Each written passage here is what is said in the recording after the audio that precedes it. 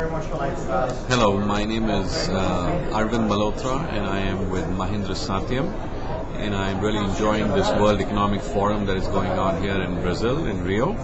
And the question I have selected to answer from the youth of Latin America is, what do you see as a distinguishing strength in Latin America, and how will this strength grow and impact developments? So I have been coming to Latin America for the last 2 years now, and I think what I find is just a vibrant environment here.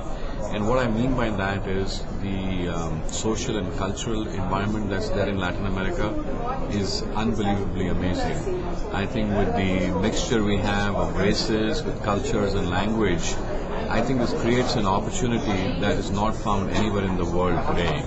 Even though America or North America or USA, where I'm from, calls itself a melting pot, I think Latin America is truly a melting pot. I think whenever I visit here, the amount of diversity I see here is unbelievable. And I strongly believe that that kind of diversity and the openness that the people have here will create the next decade will be very important for Latin America. I think Latin America, this current decade is the decade of Latin America, and if the government policies are favorable, which I hope they will be, and I see a lot of trend in that direction, I think we'll see tremendous growth in this region.